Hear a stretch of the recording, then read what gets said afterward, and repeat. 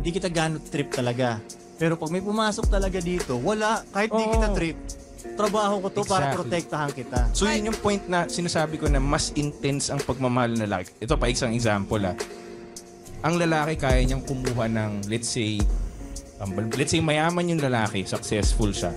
Kaya nga niyang kumuha from the streets ng bawa. O let's say, galing sa sobrang hirap na babae. Walang bahay, homeless.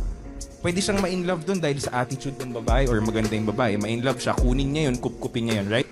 Pero normal ba sa babae na ganun yung gawin? Mayaman kang babae, makakita ka ng mahirap na lalaki na mahirap talaga siya, wala pa siyang napapatunayan. Nangyayari ba yun na kinukuha siya ng babae para kupkupin?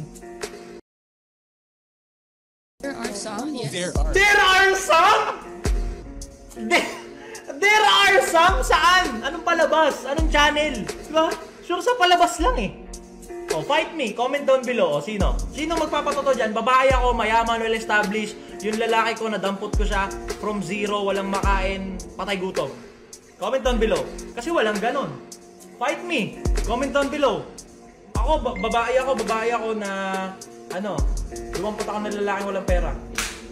There are some? Saan? Anong palabas? Anong channel? Sinong bida? Sure sa palabas yung tinutukoy mo. Kasi sa tunay na buhay, walang ganun. There are some? Oh, hey!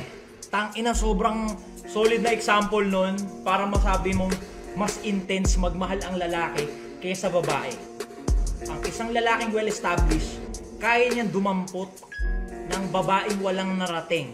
As long as yung personality ng babae na yon fit sa kung anong kailangan ng lalaki. Kahit from slums pa yun, yung babae na yun.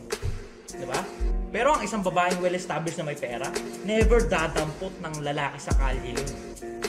Diba? Kahit pasok yung personality, wala kang narating sa buhay eh. Fuck your personality.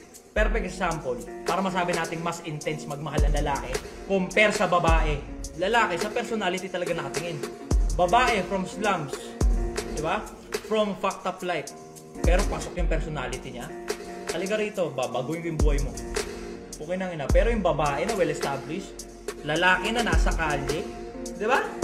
Pasok yung personality, talking mo, tambay ka eh. From streets ka eh. Di ba? Hindi tayo magka-bracket. Di ba? Di ba? Sabi natin.